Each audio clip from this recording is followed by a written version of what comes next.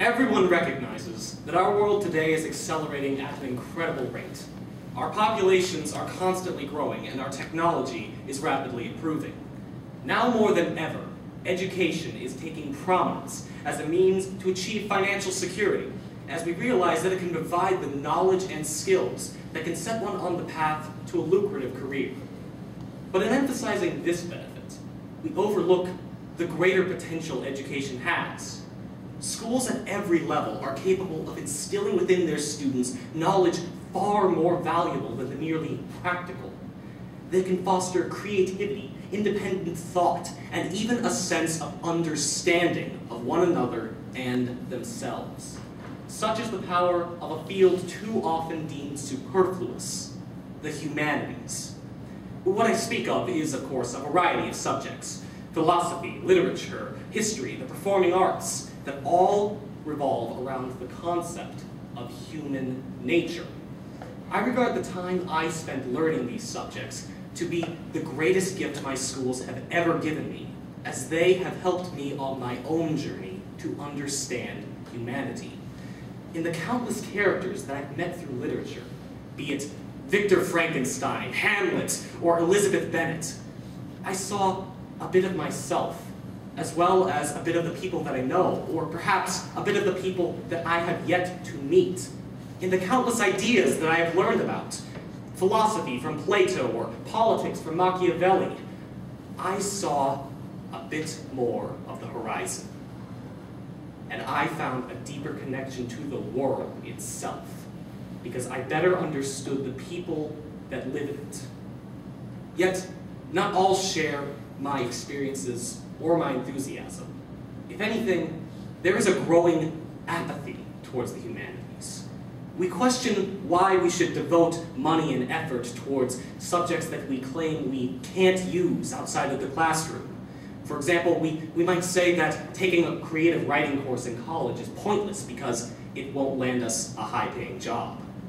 But life doesn't boil down to wealth, and not every bit of effort has an immediate and obvious reward. So let us take a closer look at the subject and examine whether or not the humanities truly matter by applying the Rotary Club's four-way test to it. I will begin by asking what is at once the simplest and most difficult question. Is it true that the humanities matter?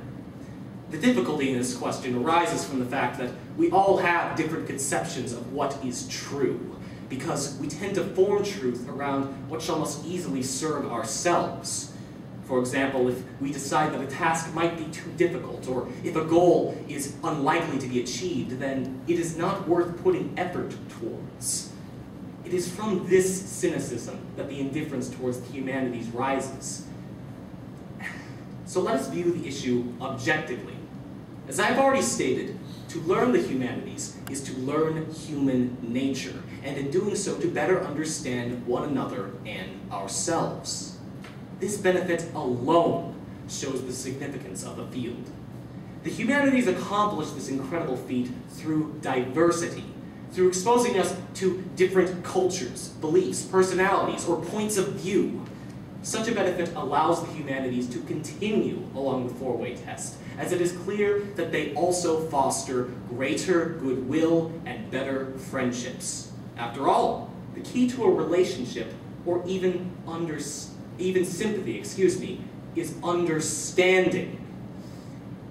If we are exposed to the myriad ways of thought across the world, be it through literature, philosophies, or anthropological studies, we become more aware and accepting of the differences in others, and understand that what links us all is a common humanity. As Friedrich Nietzsche, one of the giants of the humanities, once wrote, "The surest way to corrupt a youth is to instruct him to hold in higher esteem those who think alike than those who think differently."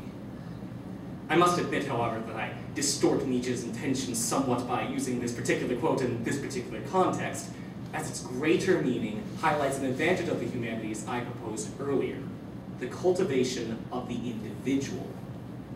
In the display of diversity that the humanities provides, students discover realms of thought beyond what is familiar, and are able to grow as individuals. Surrounded only by similar beliefs, one begins to view one's own values as right or absolute.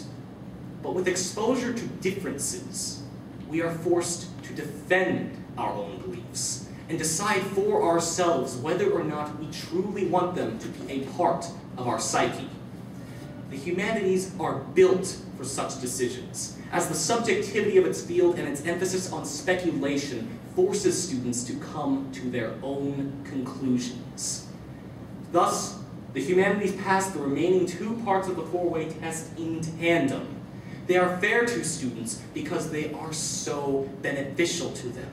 They allow them to discover their own nature, their own individuality, in such a way as to not become dogmatic. They are a wisdom whose importance cannot be overstated. But when we ignore this wisdom, we only harm ourselves. In limiting ourselves to the material and the objective, we become ignorant of our differences. It is unquestionable that the life skills and scientific courses that education provides are of tremendous value. But if we stop the learning process there, we deny ourselves the potential to think independently and better understand our fellow man. The so-called luxuries of the humanities are key to progress of any kind, as they are responsible for fulfilling our human potential. And there is no potential greater than that which stems from our own inner nature. Thank you.